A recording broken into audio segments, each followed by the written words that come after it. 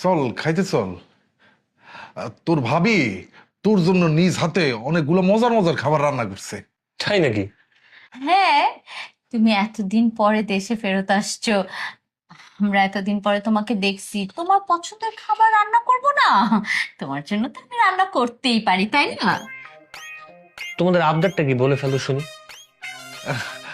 বড় ভাই হিসাবে তো আমার একটা আবদার রাখার অধিকার থাকতেই পারে। আমার একটা আবদার আছে।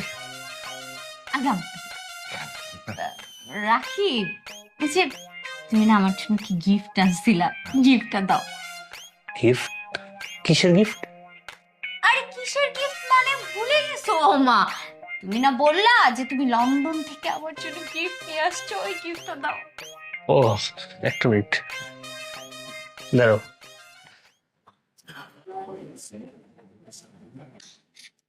একটু ভালো কিনবো সামনে। তোমরা একটা কাজ করো, এই টাকাটা রাখো, কাজে দিবে। হ্যাঁ,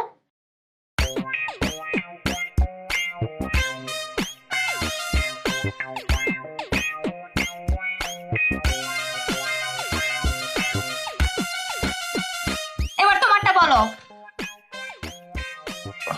ভাই রাকিব, আমার না দীর্ঘদিন ধরে আমার চাকরিটা নাই, আমি সম্পূর্ণ বেকার।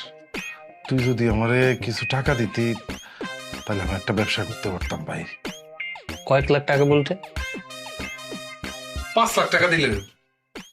খবরদার, 1 টাকাও দিবি না। এই, তোরা এত তাড়াতাড়ি অতীত ভুলে গেছিস? তোদের মনে নেই খাবার টেবিল থেকে না খাইয়ে ওকে উঠিয়ে দিয়েছিলি? তুই বলে খেতে দিতিস না। যখন ছেলেটা বাড়ি থেকে বের হয়ে গেল তখন বলে বের হয়ে যাক, আর এখন টাকা দেখে লোভ হচ্ছে, তাই না? মা, এই টাকাগুলো তোমার কাছে রাখো। কি হলো, এখনো বসে আছিস কেন? যা এখান থেকে।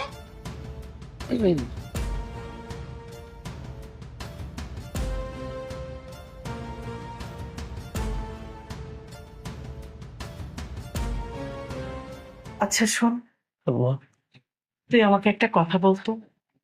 তুই খালি হাতে বেরিয়ে গিয়েছিলি, তুই লন্ডন কিভাবে গেলি? টাকা কোথায় পেয়েছিলি? সেদিন বাসা থেকে বের হওয়ার আগেও জানি না কোথায় যাব, কি করব, কি হবে।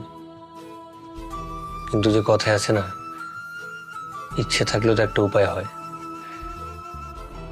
সেদিন বাসা থেকে বের হওয়ার পর